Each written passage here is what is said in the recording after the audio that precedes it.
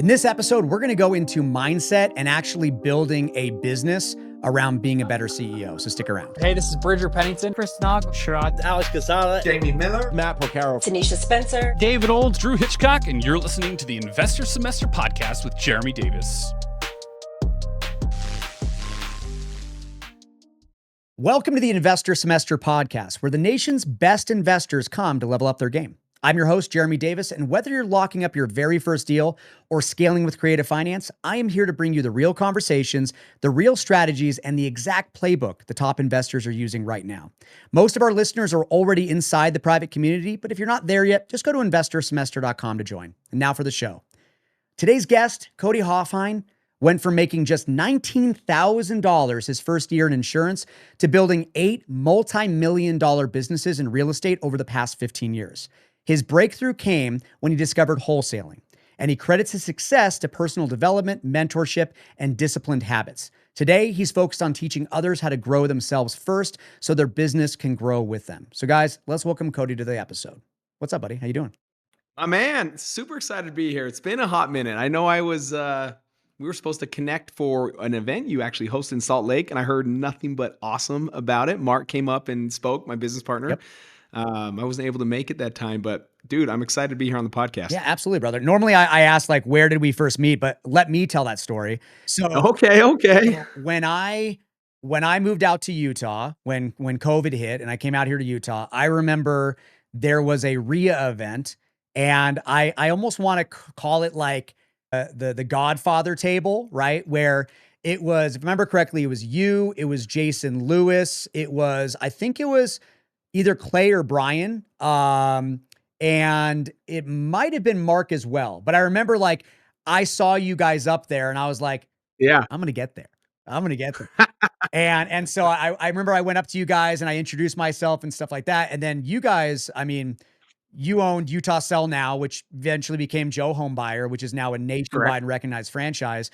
But you were probably the leading players out there. I know there was a couple people that you worked with that lifted you up. Forgetting his name right now, but Treehouse. Andy McFarland. Thank you. Yeah. So I know you guys, that was kind of where the seed was planted, but I know you and Mark were kind of the bigger players that started growing so exponentially. I mean, that it was, you guys were the behemoth. You were the giant. You were what we all were targeting and trying to like just take a bite out of what you guys were grabbing. But yeah, if you don't mind, like go into a little bit of backstory, man. Like I'd love to hear like where you came from and your whole bringing you into the COVID era, like what business was like beforehand and like what it turned into after that. Yeah. So Jeremy, how far back do you want me to go? Do you want me to go just from like the day I started wholesaling, or like how I even found wholesaling in the first place? Wherever you want to go. So it's kind of fun because I hope Jeremy, you're good at this, and this is something that allows you to forever become this amazing coach, right? So all the coaching you're doing, it all comes down to two things. We're both coaches. It comes down to pouring into these individuals that come in, right? You're pouring into them with all your heart, might, mind, and strength. And so you'll do anything for them to see them win. The second thing is that you can really share your past so that they can see how their current world actually is your story, so they can begin to have this transformation. And so a coach pours into them and does that through just getting them to think differently. I think that's the best coaches I've ever had. They got me to think differently. And then second of all, I was able to, through their story, say, oh my gosh, I think I have a shot at that. So let me go back a little bit further, just so we can see if there's anyone listening to this podcast episode, they can say, oh, I have a shot. If Cody can make this, I can make this. I was working construction prior to the 2008 kind of outside of Utah crash, but it really didn't crash really. Utah didn't feel it till like 2009, like fourth quarter in 2009. Mm-hmm. So I'm working for my dad doing construction. We're building all the RC Willys, massive, massive company here in Utah and surrounding states. So we're doing that. It gets to the point where Warren Buffett, he owns that company. He says, hey, we're not doing remodels. We're not building new homes anymore. And so my dad's business model literally shut off overnight. So I went and got a job selling vinyl fencing of all things, but that's where I actually met Mark. Mark had been working there for 4 or 5 years selling vinyl fencing. So I meet my business partner there that will be in the future, but I meet him, we become good friends. After 1 year of selling vinyl fencing, I'm like, bro, I can't do this anymore. Like I just can't get passionate about vinyl fencing. And more importantly, I was up and gone before my boy at the time woke up every morning. And then I was home after he was already in bed. So Monday through Friday, I didn't get to see my boy, and that hurt me. It hurt me a lot as a dad. And so I was like, I can't do this anymore. So after 1 year of doing that, I got into insurance sales. And the reason being is because I sold fence to a bunch of insurance agents. I don't know how, what the random, but it's like you start to see these like little things, how God can play a role in anyone's life. So I'm selling vinyl, or I'm selling insurance, and I'm thinking this is the way. I felt good about it. This is good. Year one, I make $19,000 in that bio like you read. And it was rough. At that time now, we have 2 kids. We have a mortgage payment, and thank goodness we were debt free other than our mortgage, but it was 19 grand. You can't make it on 19 grand. You can't live in a cardboard box with 19 grand. Like it was impossible. But things happened in my life where people showed up and we didn't even ask for things, and somehow it made sense, and it all just continued to add up. Fast forward 2015, it's still quite not enough making insurance, making that ends meet. So I come home early from work. My wife's crying at home, and she surprised me with all these tears. And I'm like, what's going on? And she says, do we put food on the table, or do we put money towards the mortgage and pay our mortgage payment this month? I'm like, both. Like, I don't want one or the other. And so 2 days later, I'm at a RIA group, Real Estate Investor Association. Andy McFarland speaking. He says, hey, I found this deal. 3 days later, I wholesaled it. I made X amount of dollars. I'm like, man, that would change my life instantly if I could learn how to do it. What's interesting is Andy's a good man. So what I'm about to say sounds negative. It's not negative, and I hold nothing against him. I said, Andy, dude, teach me what you're doing. He says, Cody, dude, you are driven. If I teach you, you will like be my biggest competitor in the state of Utah. And so he actually didn't teach me. So I hire a coach to teach me, and 39 days later, after that moment, because I was so driven to Tony Robbins says, you're either running towards pleasure or you're running away from pain. Absolutely right. And I was running away from pain. Like, that pain was driving me, right? It was like, I don't want to see my wife crying again. I don't want to ever have to have her worry about if there's enough money. So we end up doing a deal 39 days after that, and it pays us $24,000. And the rest is history. It was game over. At that point, I found this new belief. I found this new confidence, and it was amazing. Within 5 months, we had done about 600K, and within a year, we were already doing like 1.2 million our first year. And it was like you're like pinching yourself the whole way. You're like, I would have never guessed this would happen, but it did. And so I hope someone's listening to this saying, oh, I'm in a world of hurt right now, and it can change quick. You guys, it can change quick. It doesn't mean it's easy. I was working really, really hard, and if someone tells me to do something, I'll do it better than anyone. But it's doable. You can actually do it when you have the right blueprint and you have the right attitude to take action.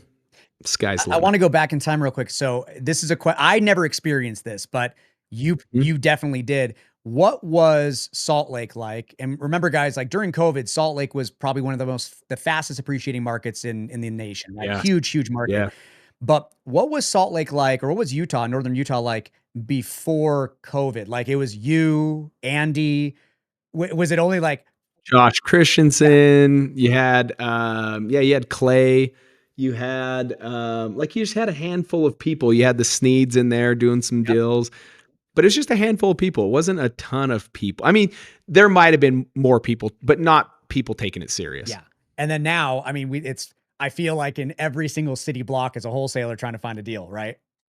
I've had more people, like, not in a rude way, but they'll send me text messages like, dude, if it wasn't for you at Wholesaling Inc., you ruined wholesaling. Like, you made everyone love wholesaling. I'm like, there's probably a little bit of truth to that. Let's talk about that for just a second. So yeah, you were co-founder of Wholesaling Inc., right? Correct. Yeah. Correct. Yeah. So me and Tom Kroll grew that bad boy up, and it was so fun. Things happened quick. I mean, the OG in that space, to be honest, was Sean Terry. Sean Terry was the guy that everyone looked up to. And so we even looked up to him. And all of a sudden we just started gaining a ton of traction. And the podcast was the favorite piece that everyone loved, because it wasn't us being the heroes. We would have our students that had recently done a deal be the hero and share their story on the podcast. And as a result, it made people really catch on and buy into saying, huh, this guy did a deal. They learned it from these guys. I'm going to submit an application and see if their coaching's for me. And so that was really 95% of our leads came from that podcast. And that podcast turned out being a number one in the business category and number one in the real estate category for like many, many years. In fact, I take that back. The business, it was number two. We couldn't knock out number one. It was Dave Ramsey. That dude had it in lockdown. Right. But we multiple times beat Tony Robbins like every single month. And so it was something special, but it really was because we weren't the heroes. It really was our students. They were the heroes on those podcasts. Yeah. And I'm really happy to hear that, because that's what we're doing here on this podcast as well, is, having our students, having the people that have done the deals. Like, what better than to, if you're a new investor that's never done a deal, but to hear about the person right in front of you that just did their first deal and how they did it. Like, it's the proof of concept. That's what I'm looking for. So yeah, absolutely. Absolutely right. And sometimes as a coach, they think, you got the gift of gab and you've got this, like, I can never be you. And so your story may not have a massive impact on them. But even though me and you both know, well, we haven't always been this way. This is years of work of why we're able to do what we do now. Yeah, absolutely. All right. So let's keep going, right? So you meet Mark, you're working with Mark. You then try to get your first deal. You start generating more deals. When did it decide to convert from Utah Sell Now to Joe Homebuyer? Yeah. So we had started scaling.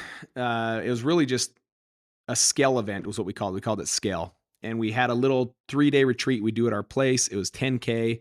And that was really the high ticket back then. That was like a high ticket. And so for 3 days, and people would come and they would learn our model, learn our systems. And we saw people go back, and this wasn't for beginners, for people that had a 6-figure business, but wanted to learn how to scale to 7 figures. And they'd go back, and it took a while, but throughout the year, you'd reach out to them and we'd like, hey, how's it going?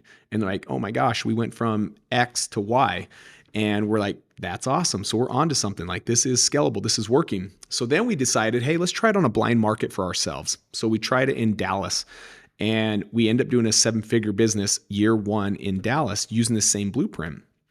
And then we brought in people that were outsiders again from Wisconsin, and they could never get past the 1 million. And so we said, come on in. I think we have something, because if we can make you $1 million producer, you said you can't get there. You've been stuck under $1 million for the last 5 years. Like, let us do this. So they go on and they do it, and they end up doing 1.4. And so once we saw that this blueprint was working, it was like, we'd have something special. 2019, that's when we put together all of our money, everything we had, and went all in on Joe Homebuyer. And so at that point, we wanted to be the proof and concept. So we flipped our Utah Sell Now into a Joe Homebuyer franchise territory as the first, obviously. And then shortly after that, Brent Daniels, he was like, dude, I love coaching too much, and my business, I want it to continue to grow. Let's turn this into a Joe Homebuyer. And he went from below 7 figures to mid 7 figures to now multiple 7 figures by just following this blueprint.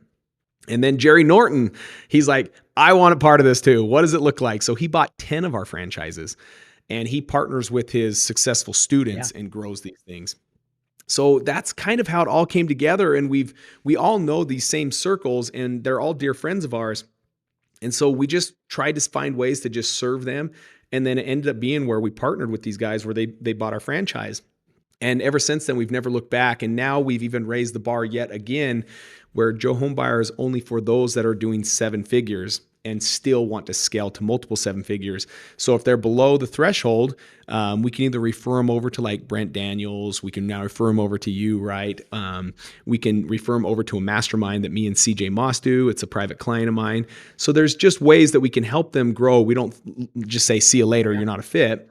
Just at this time, let's get you raised up into $1 million. And once they're $1 million, we bring them in and put them through our framework that really helps them go to multiple 7 figures. And not everyone wants to go to multiple 7 figures. So it really is a small box of people that want to buy Joe Homebuyer.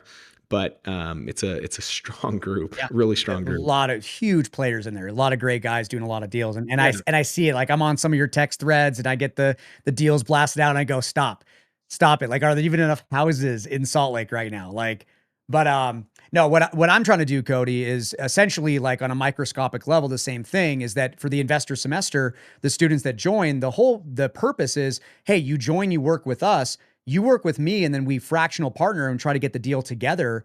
And it's kind of like, I'm going to give you business in a box, not to the level that you're doing. You're actually helping people that have already essentially established a business. They've got a lot of money for marketing. Like, I'm assuming you're not going to take someone under your wing that is broke, right? They need to be able to afford proper marketing. And so for us, it's a matter of we want to try to help you get your first deal or scale to get your 10th.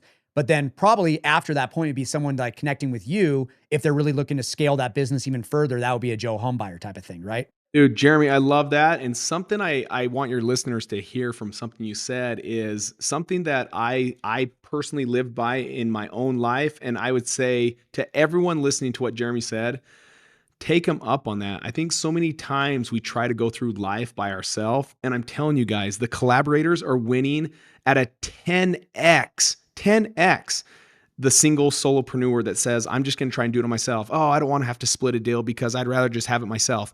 Here's the secret. It was actually said by Mark Cuban, and he said it in one of the Shark Tank episodes I was watching, and it stuck with me ever since. He said, I would rather have 10% of a watermelon than 100% of a grape. Because what also Jeremy can do for you, for those that are listening to this saying, hey, how do I get my first deal? And partnering with Jeremy is a great option because not only can he show you how to get through these deals with less headaches, struggles, challenges, that's one side of it. The other side of it is him being connected with other people throughout this nation, connected with cash buyers lists that you don't have. And so now he's going to find the cash buyer that's willing to pay the most. And so in most times when you do a split with someone that's an expert, you're never really giving up because you couldn't have made that much money on your own anyways, because you may not even have the buyer that could have done what something like Jeremy's list can do for you. So I hope those that are listening hear that. Don't be afraid of partnering on your deals. That is the greatest way to get in the game. It's you're getting paid to be coached, where our schooling system, you pay to get a degree that does nothing for you. Like, that makes zero sense to me. Where this is, you get coached and you learn and it's still paying you. That sounds like a massive win to me. Dude, thank you very much, man. That means a lot to me. It's the other saying is like the tuition of life is a lot more expensive than a JV split, right? Like, Yeah. Oh, especially in the creative finance world, which is again what I revolve around heavily, is a cash deal is a cash deal is a cash deal, right? You're in and out of that in 30 days or less. You're done, you're moving on. But a creative deal, there's a lot more complications. And if you have, in the world of AI now, ChatGPT can give you a lot of advice, but to actually give you the guidance of like, what can you expect 30 days from now if something goes south?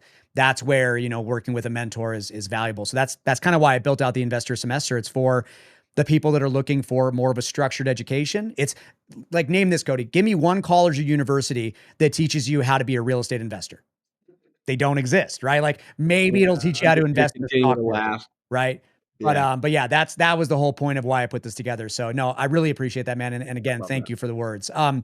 So I want to pivot into now where your main focus is. And guys, if you don't know Cody, like, not only is he an incredible business person, but his mindset on life, it's like when I picture Cody, I picture a giant smile. And so yeah, if you're seeing this on video, head on your wall with a smile. right. It's Cody's outlook on life, I feel, is like, not only it's a mindset position, but also he is leaps and bounds above even me and above some of the biggest people out there when it comes to just the entrepreneurial mindset and how to overcome that roller coaster and how to scale your business. And for me, it's like, I'm thinking about this transactionally, deal by deal by deal. He's thinking about this on how can I scale my business to become a absolute franchise and conquer the world. And I think that Cody has a lot to offer to this episode. So Cody, let's go pivot into that now. So you do, Joe Homebuyer, you're now building out other people's businesses and helping them find their financial success. And then now, what are you primarily teaching? Yeah, this is a fantastic thing. So you got Joe Homebuyer, but everything's fueled by a purpose. And so if there's anything I can tell you that allows me to have that mindset that you just, with kind words, shared, I've always had an abundant mindset. I've never had that one that attacks me. And so thank goodness, I'm grateful for that. And I know there are people that do. And coaching him through it is a love of mine, because my wife has struggled with scarcity mindset and things. And so I've always had an abundant mindset, but going to what that has allowed us to do is the moment I tied something to purpose, that's when this whole thing shifted for me, because I would be lying if I told you everything was all about purpose. The purpose in 2015 when I caught my wife crying was just make money. Like that was it. That was it. And I'd be lying if I told you it was anything less than that. It was, I need to make money. My back's against the wall and I'm going. And Cody performs well when his back's against the wall. Like that's my jam.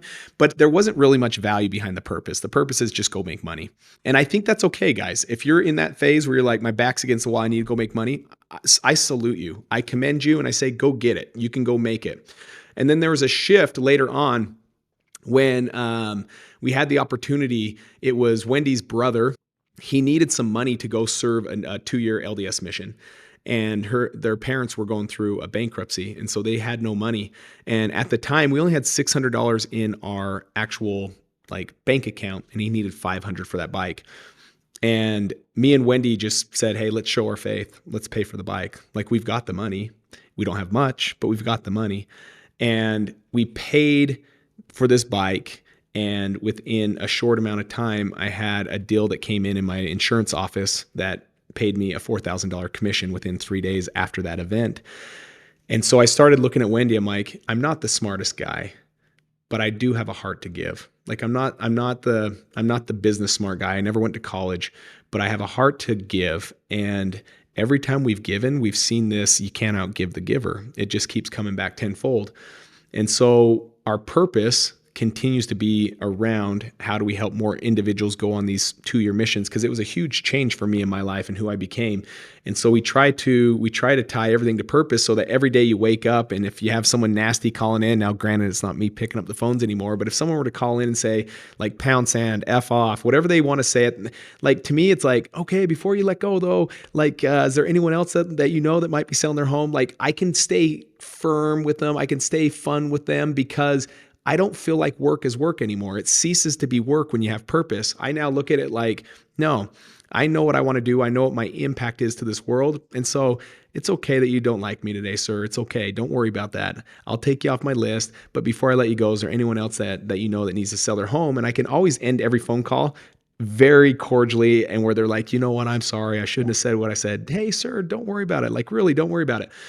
Because my purpose is bigger than me. Yes, my family gets taken care of, but I love people deeply and I want to give so much. And so it'll never be enough. When people ask me, Cody, when is enough enough? I like to reverse that question. When is it enough for you?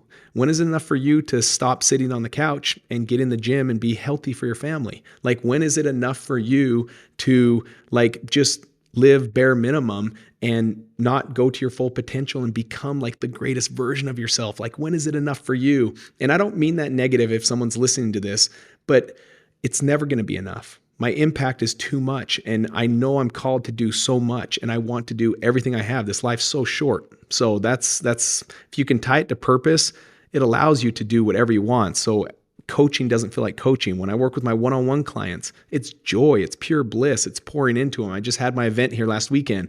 Every minute was a smile on my face because it doesn't feel like work. I love that, dude. So speaking from a place of like, I've been in this in the past, and I'm sure a lot of people listening to this are probably there as well, but like, many investors feel stuck at a certain level. What are some of the common like internal ceilings that keep them from breaking through? What do you think that is? You're asking such good questions, man. Like, really, really good hosting on this. I would say they come in stages, Jeremy. So the first stage of the ceiling, I think everyone, when they get into it, they know my back's against the wall. Like, entrepreneurship it's tough. And so to get going, they just know I got to work, and I got to work a lot of hours. And so those that give up. I'm not even going to talk about that. The people that give up, unfortunately, they gave up. But let's say the ones that push through it and they're hitting their first major ceiling, I would say that hits around, in these days, probably around 500 to 700,000. In 2015 to 2018 is probably $1 million, because you were able to do a lot more deals back then, a little bit quicker than you were to do now. If you can get a $500,000 business in wholesaling, that's awesome. That's an awesome achievement. So that 500K is the first big ceiling, and it's directly tied to delegation, the lack thereof. At that point, you do need to replicate yourself through systems, and you need to replicate yourself through teams. And there's so many people that are grind, going out and doing stuff. But then when it comes to repeatable processes, like me, I'm a maverick when it comes to the predictive index. Another way of saying it is like systems in me, they don't exist, man. Like when people like log into the CRM, I'm like, what is my login again? I don't even remember my login. And I'm like writing notes on stick-it notes. And then people are like, dude, these things right here, I am not proud of this. This has lost millions of dollars in the world, hundreds of millions of dollars. Those that use Post Notes, you're just throwing money away. And I use them. It's awful. So there's that. So hold on, Cody. Hold on, so Yeah. my wife tells me that on my episodes, on my podcast, I should not talk about my weaknesses, but No, crap, bro, share them. bro. Okay. I will tell you this much. Facebook Messenger is my savior because I've got my executive assistant in my Messenger on a chat, and all day long, I'm just hitting the voice message. Hey, put this on my to-do list, or hey, do this. And I'm not even doing Post-it notes, right? I'm just opening up my phone and that's it. But if you look at my to-do list, it's all on her. I mean, like every morning I feel like, have you ever watched that movie called Memento, where the guy had a brain injury and lost all short-term memory, and so he has to like tattoo himself to remember how to brush his teeth? Did you ever see that movie at all? No, but I already know where you're going. Right? Every morning that I wake up, I go, where was I yesterday? What am I focused on today? I feel very often like a pinball bouncing around. And even when it comes to my students, they go, hey, how do I integrate my phone numbers into my CRM? I go, you open up the help bubble on the CRM and you ask support how to do it, right? Like, Yeah. I'm sorry. I wish I could tell you how to do that. But it's funny that when I first started in this business, you read the book Rocket Fuel, I can only assume, right? Absolutely. Okay. So Rocket Fuel, guys, it goes into the separation of the visionary and the integrator, right? And the visionary is the person who kind of, steers the plane. Actually a better analogy is the visionary is the person that clears the runway, and the integrator is the person who lands the plane, right? Like the visionary guides the business and the integrator makes it all happen on the back end. When I started this business, I was a one-man show, which most of us are. Very rarely are you finding a partner from day one. You were typically doing this all by ourselves, or maybe we have a spouse or a partner, but most of the time we're a one-person show. And while I was building my business, getting my LLC set up and getting my CRM and my websites, I was lying to myself that I enjoyed spreadsheets, that I enjoyed the integrator side of the business because it made me feel busy. It was kind of like building a cash buyer's list. I don't know like what your approach on that is, but I think personally, when a student goes, I'm starting by building my cash buyer's list, I say, absolutely not. Generate revenue, find a deal, the deal will bring the buyers. Stop trying to just feel busy. And I feel like a lot of coaches push just find a buyer first because it makes the student feel busy that they're doing something, but in fact, they're not really moving the needle. And so in the beginning, I lied to myself and I was like, oh, I'm a hybrid. I'm a 50-50. I'm a visionary and an integrator. And then once I brought in an integrator, I will never touch a CRM again. Like I don't know my login as well. It's like, it is what it is. To get me to get a call on a CRM to record that call, it's very hard when my cell phone is right here next to me, And so, but anyway, to that point, I think that's very funny you say that. Visionaries are visionaries and integrators are integrators. The vision is the how. The integrator is the what. Yep. No, I'm sorry. The who. Opposite. I said that wrong. The visionary is the what, like what we want to accomplish. Here's the what. And the integrator knows the how. Yeah. They're the ones that are like, okay, and here's how we're going to do it. And so that's the best way of explaining even me and Mark's relationship. Mark is really good at the integration. He really knows how to orchestrate, and he doesn't have to get down at granular level. When I say he's doing it, no, he's not. He just knows how it's going to be done, and he puts the team and orchestrates it to get it done and does a masterful job at it. So together we do some pretty powerful things. 1 + 1 doesn't equal 2 at that point. So I think ultimately what I'm able to do is I'm able to really just get people to think differently. I spend my days the way I want to spend them. I now focus. So you go into these iterations. We talked about how the first one comes to delegation. Once you get to that delegation, there's two things. So let's bring it back and I'll talk a little bit more about the vision. But if someone's at 500K and they're like, gosh, I just hit my ceiling. your ceiling is going to be delegation, probably 9 times out of 10. If I said I'm looking at all my franchisees nationwide in the past, I'm looking at coaching students that I have currently and coaching students I've had in the past, that 500K delegation, 9 times out of 10. So what do you need to do during that time? Is anytime you feel a ceiling, the work is the same. And so Jeremy's going to feel a ceiling at some point in his life, or maybe he has a ceiling on him right now, or he just got through a ceiling. Here's the truth. Ceilings always come. So you're either in one, it's coming, or you just got out of one. And during the ceiling, you have to do the exact same work. So at 500K, you've got to ask yourself, what are the skill sets that I lack that someone that has $1 million business, what is the skill set that $1 million operator has that I don't have? And you got to get ready to learn the skill sets that you lack so you can break through the plateau. The second one is, what are your limiting beliefs? What are the beliefs that you caught and possibly taught throughout your whole life that are holding you back? At 500K, some individuals say, I should just be grateful that I have this business. I should just be grateful for where I am. And you know what? My dad never did 500K, so I'm already doing better than him. And so you have this limiting belief, almost challenging, saying you're not worth $1 million, or you'll never be able to make $1 million because no one in your family made $1 million. That's not true. That's only true to you right now because you've said it so many times that now you actually believe it. But as you rewire your thoughts, each thought multiple times leads to new beliefs or these new neural pathways that are starting to run in your brain.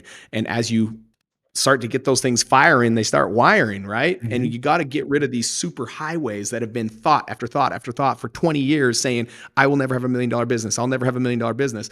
And you got to retrain the brain saying, no, I am going to have $1 million business. And all of a sudden you're like super highways, like, no, jump back up here. Like, we don't want to carve new trails out here. Like, just stay up here on the super highway. Like, this is nice and firm. This has 4 lanes. Let's keep going right here. And you're like, no, I'm done with this super highway. And you got to keep training yourself these new thoughts, and these new thoughts become new beliefs. And as you do those two things, you break through these ceilings and go to the next one. And so each level has its own, and then they'll get a point where it's capital. And then you'll get to the point where it's like your super who's. You can no longer just have a team of, I have a guy that I've been coaching for 5 years that does 12 million. He doesn't train people anymore. He brings on the best of the best that are already the best. He doesn't have time to say, hey, you've got 30, 60, 90 days to learn how to do this. No, day one, you're the expert, get to work. And so there's little changes along the way that you have to adopt, and you have to be able to lead and guide these teams. So his whole thing with me coaching is leadership, personal development. He's not asking me for marketing strategies. He does 12 million. He's not asking me for sales and negotiation. He does 12 million. But what he's asking is, how do I continue to sell the vision? How do I continue to show up as a leader? How do I continue to build the biggest, baddest team with just A players on it and weed out all the B players? And he's doing it. His now new 1-year goal. Now listen to this. This is crazy. 12 million. He wants to get to 40 million over the next 12 months. Like, that's insane. That's a great goal. But he will do it. Yeah.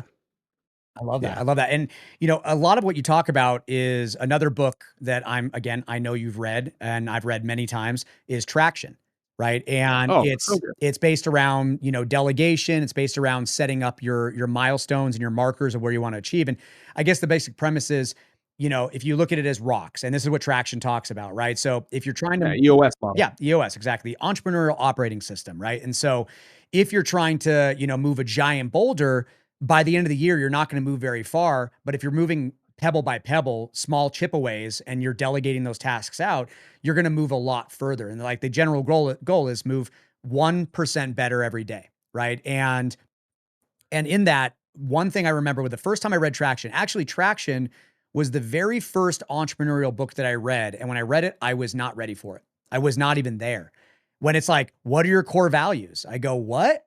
You know, like, what does that mean? And now exactly. There's mine. Exactly right. And core values, we don't understand that until we start building an actual culture within our company, that the core values is what aligns the employees, what aligns the team. And so the things you talk about right now, again, you're focused on miles ahead of the person who's probably never spoken to a seller, right? Maybe they just quit their 9-to-5 job delivering pizzas or something like that.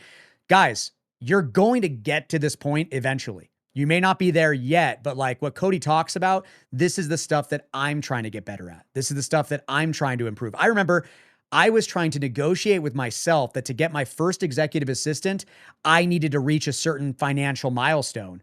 And my God, slap me across the face. I should have got that executive assistant before I even hit a milestone because they would now duplicate me and help delegate more tasks. Dude, my God. If I had you in my Yeah. corner at that time, you'd have been like, what are you doing? You know? Yeah, and it's true because there's not a better hire out there than an executive assistant actually for your first hire. And everyone's like, in a wholesaling business, no, it's not. It's acquisitions because I love dispo, and so I'll hire out what I hate, so I'm going to get the acquisitions. Or someone says, I love acquisitions, so I'm going to hire out dispo. And I'd say to that owner, get an executive assistant. There's not more time that you can buy back for as little as the money going out than an executive assistant. Yeah. You can free up never looking at an email ever again, never knowing your logins. Exactly. All these things happen from an executive assistant. Running my whole life, if it wasn't for my executive assistant, there's no way I could do what I do. And I'd say that for anyone, that's the first hire. In fact, you learn that a dear friend of mine, Dan Martell, he is huge on executive assistants, your first hire. Oh, yeah. And that's a good book. Actually, if someone's listening to this, Buy Back Your Time by Dan Martell, such a good book. And it is packed with ways to build your business right. Yeah, absolutely. All right, Cody. So I got kind of like a two-part question here. So when someone's approaching you and they're needing help, how can you help them achieve like a 10x improvement and like really move the needle forward? Yeah, it's getting clarity on a vision. So I'm very big on getting them to understand where they're at currently. So ask a series of questions around not just their business. I think that's where we're missing a lot in the coaching space is we're so myopically focused on one area and it's business.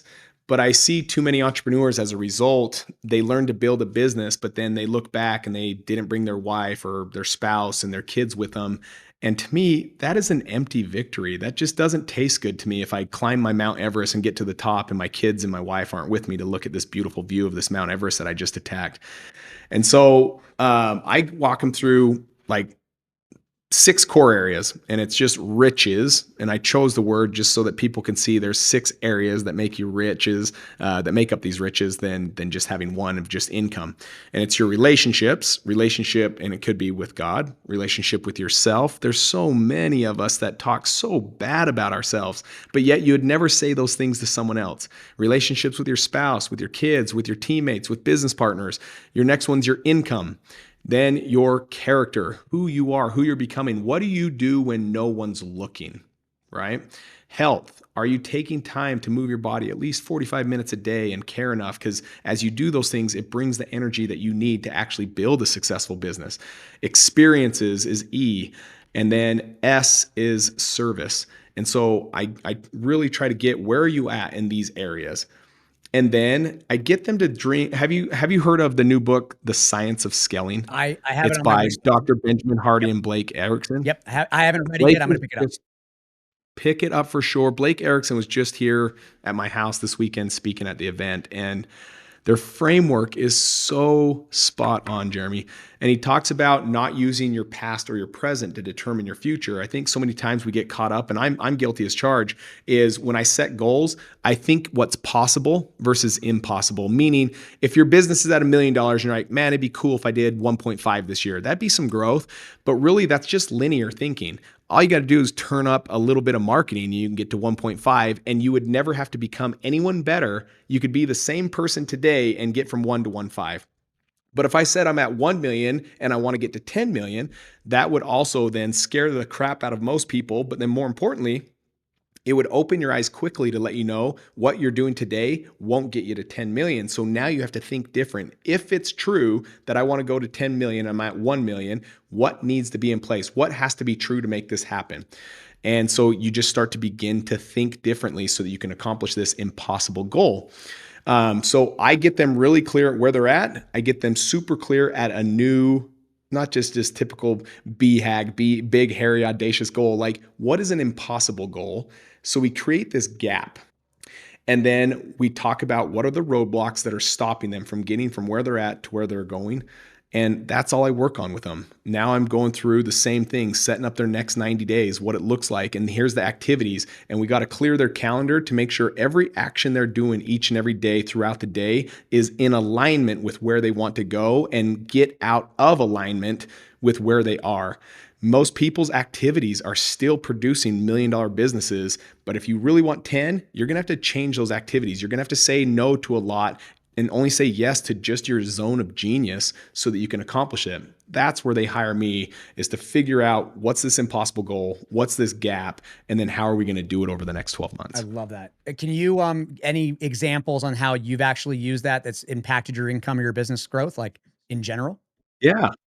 This is just new. We kind of lightly touched on it when it came to Joe Homebuyer. Is really, it's more of a black label now.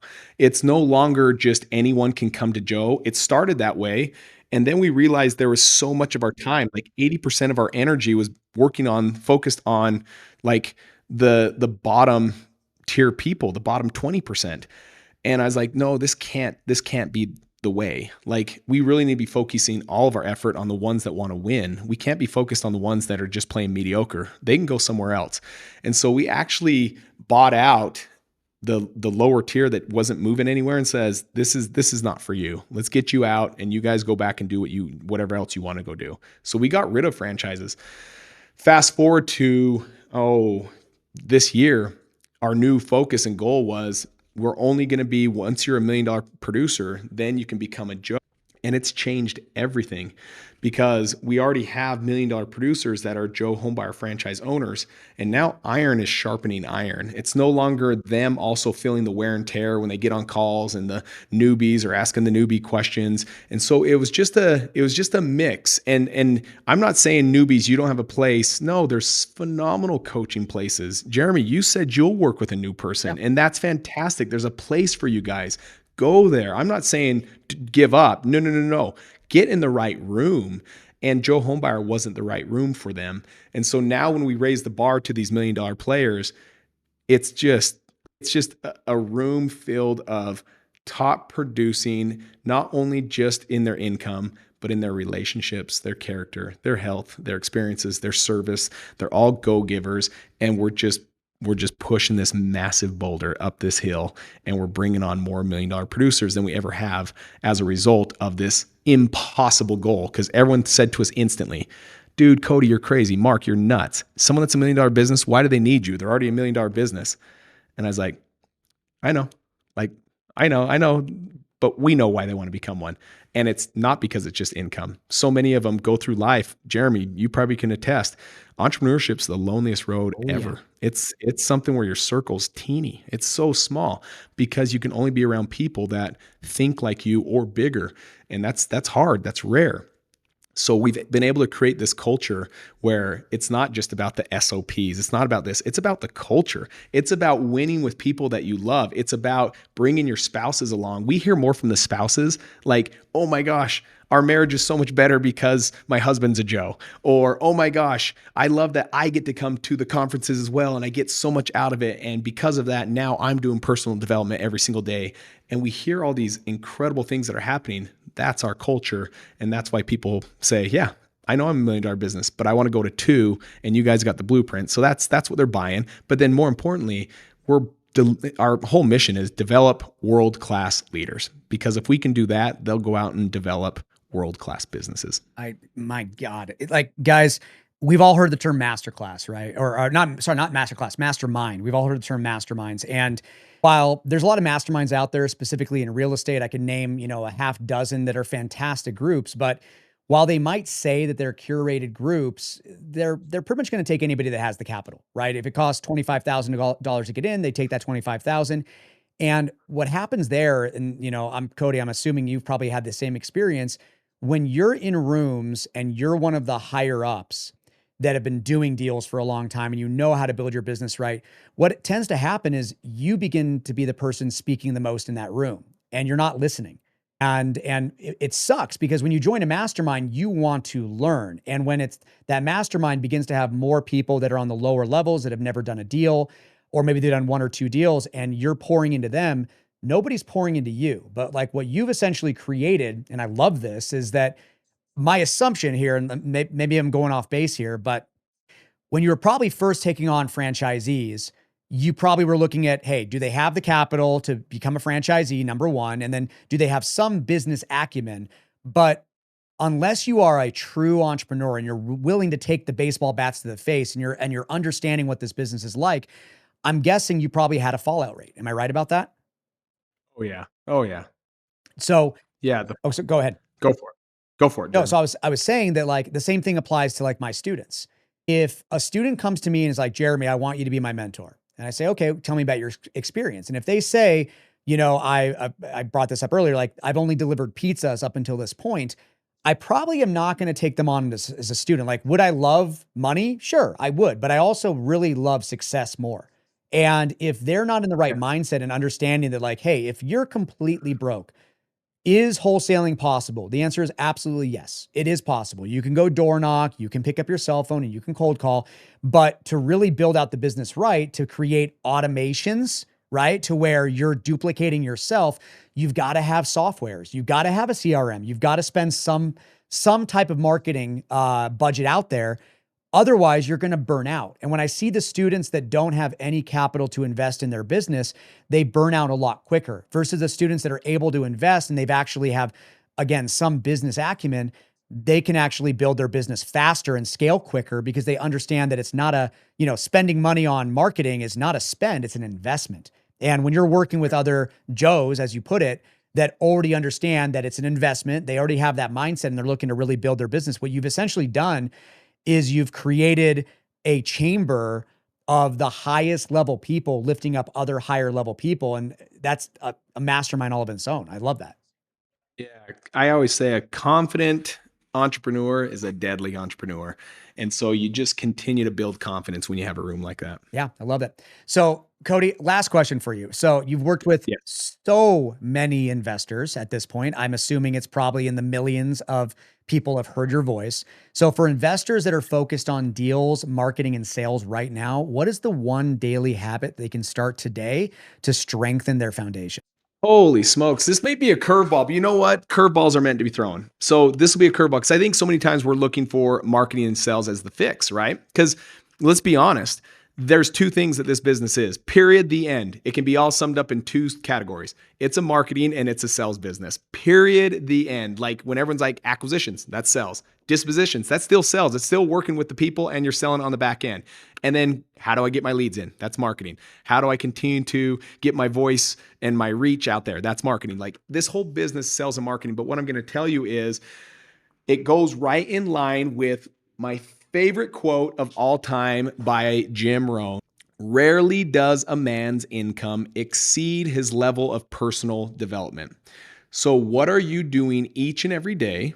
How much time are you taking to just work on you?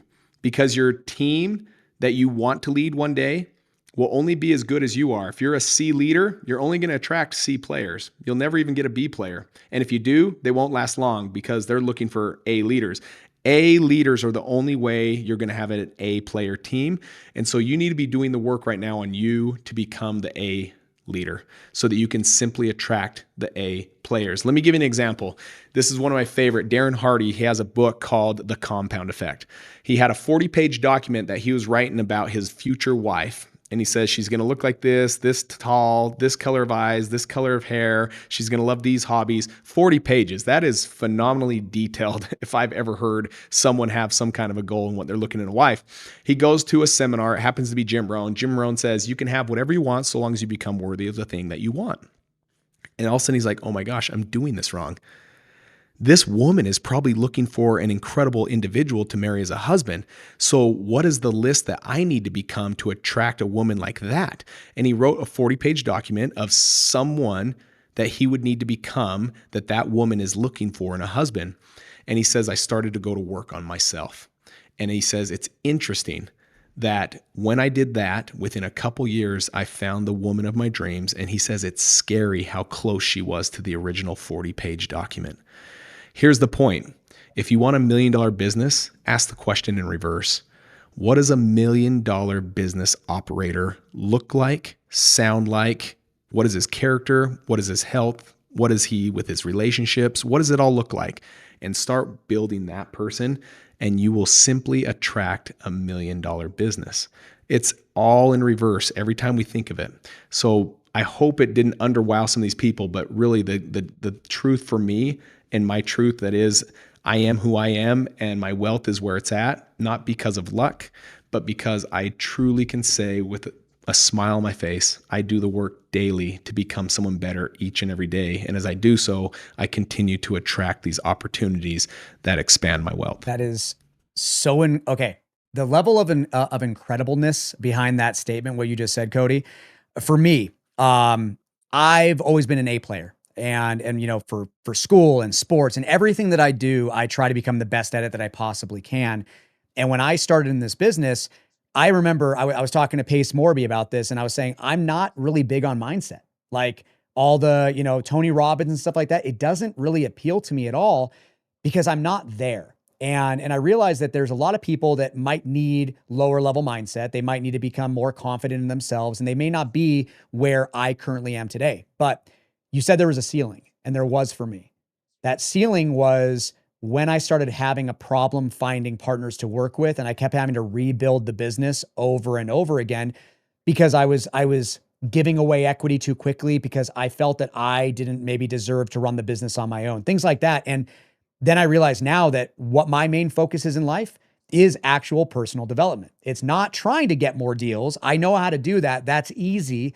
It's now becoming a better leader, and it's bringing in the right people into my team and not giving away equity to the wrong person just because they're there at that moment. It's kind of like when you know, people that get married just because they join the military and they're like, I need to have a wife right away.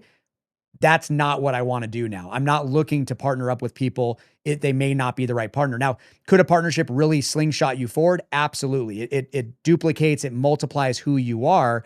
But if you're partnering with the wrong person because you yourself don't identify who you should be as a partner, it collapses and it falls apart. And you and Mark, the fact that you guys have been together for so long is a blessing, and it's incredible. But there's a lot of people out there that struggle with just, again, finding the right person. And that's my development that I'm working on right now. So yeah, thank you for that. Love that, man. Love that. All right, Cody. Last question. Where can people go deeper with you, buddy? Yeah, definitely reach out to me. And it is me. I do love to be authentically me on Instagram. If you reach out to me on Facebook, it just may take a little bit longer. I rarely open Facebook. I try to stay off social media as much as I can, but it is part of my business model for Instagram. So go look for Cody Hofhine, look for the blue check mark. I don't know why anyone tries to replicate who I am, but there's so many fakes of me out there, and I will never try to ask for money for crypto. So if you're getting hit up by someone on crypto, that is the fake Cody. That's not the real one. So Cody Hofhine, blue check mark, and DM me if you have questions. I love talking to my audience. I love helping out wherever I can. And then go to codyhofhine.com. So this website will be up probably by the time you post this. I just went through a whole rebuild, and it really is my next level is now working with high-level CEOs to get them out of their way, because a lot of them have got themselves into these massively thick golden handcuffs, and my whole framework and models that I put them through allows them to bring that lifestyle back while still growing actually even a bigger business than they came to me that was a trap and a prison at one point. So that's my work. Go to Cody Hofhine and then listen to my podcast. It's the Cody Hofhine Show. I have about 13 or 14 episodes. If you've loved this, you'll love that, because that's how I go. I go deep on the personal development side and the mindset and the leadership side. I love it, bro. And by the way, Cody, I just lied to you. I said that was my last question, but I actually have one more pop quiz question. Okay. So let's go, all right, bro. what is a common piece of advice that you think new investors should ignore? Common piece of advice that new investors should ignore. Yeah. Ooh. Okay. Here's the easiest thing. I think all advice should be ignored. You said something at the beginning of this that rarely people will say. I told you I'm going to be speaking at this event. You're like, I had to say no because there's going to be so many shiny objects thrown at me that I'm not going to go to that event. I'm going to tell myself no, even though I'd love to be there, but I know it would do more damage to my business than good. The people that are willing to give advice, most of them have never done it before. And so I always say, when you're the average of the 5 closest individuals you spend the most time with, you got to protect that 5 quick. It seems like for whatever reason, I would never go to a Walmart bagger to get a $1 million blueprint. But somehow, if I went to a Walmart bagger for $1 million blueprint, they would be the first one to tell you how to do it. But they've never done it before. When I bought a rental, my dad's like, "What are you doing? There like so many bad things happen with rentals. Why are you getting a rental?" And I remember feeling so depleted, like, oh my gosh, did I just make a mistake? My dad's never owned a rental. And so here he was trying to change my mind, but he didn't even know what a rental could do or could not do to him. But yet I took the advice and it ruined me for a minute. And I had to call my investor buddy, Josh Christensen. He's like, no. To prove it, I'll give you 30 grand more than what you paid for it, and I'll buy it as a rental. And I'm like, okay. I bought it. I bought a good one. So the quickest people to give advice usually are the ones that shouldn't be given advice. And you've got to treat it like cancer. When they say something, remove it from your body. And just go be you, find out what your vision is, and stay crystal clear on you. Quit comparing yourself to anyone else and just do you. And I would say throw all advice out and just do what you know you need to be doing. I love that, bro. Thank you. And shout out to Josh. He's a good friend of mine as well. One of my lenders. So I love working with him. But guys, we're going to wrap this up. You've been listening to the Investor Semester podcast. Do not forget to subscribe, leave a 5-star review, and feel free to share this episode with your friends if you found any value. We'll see you on the next episode. But until then, keep grinding, keep making offers, and for God's sake, please call your leads. We'll see you next time.